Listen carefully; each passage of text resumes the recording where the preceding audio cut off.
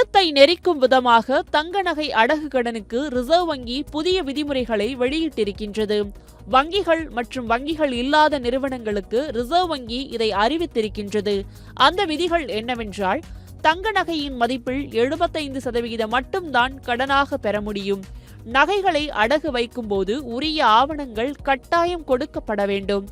முக்கியமாக வங்கிகள் அல்லது நிதி நிறுவனங்கள் நகைகளுக்காக தூய்மை சான்றிதழ் வழங்க வேண்டும். மேலும் தங்க ஆபரணங்கள் மற்றும் வங்கியில் வாங்கிய தங்க நாணயங்களுக்கு மட்டுமே கடன் கிடைக்கும். வெள்ளி பொருட்களுக்கும் கடன் பெறலாம், ஆனால் 1 கிலோவுக்கு குறைவான அளவுக்கு மட்டும்தான் கிடைக்கும். குறிப்பாக நகைகள் 22 காரட் தங்கத்தின் விலையை அடிப்படையாக கொண்டு மட்டுமே மதிப்பீடு செய்யப்படும். இதையெல்லாம் தாண்டி இதில் சில சாதகமான அம்சங்களும் இடம்பெற்றுள்ளன.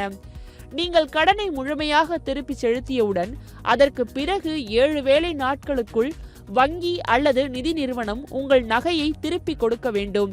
அந்த காலக்கெடுவை மீறினால் வங்கிகள் ஒவ்வொரு தாமத நாளுக்கும் 5000 அபராதமாக செலுத்த வேண்டிய கட்டாயம் உள்ளது. மேலும் வாடிக்கையாளரின் எழுத்துப்பூர்வ அனுமதி இல்லாமல் இனிமேல் யாரும் நகைகளை ஏலத்திற்கு விட முடியாது. இது நகைகளை மீட்டு பெற முடியாமல் போகும் அபாயத்தை முற்றிலுமாக கட்டுப்படுத்தும் ஒரு முக்கிய பாதுகாப்பு நடவடிக்கையாக பார்க்கப்படுகின்றது.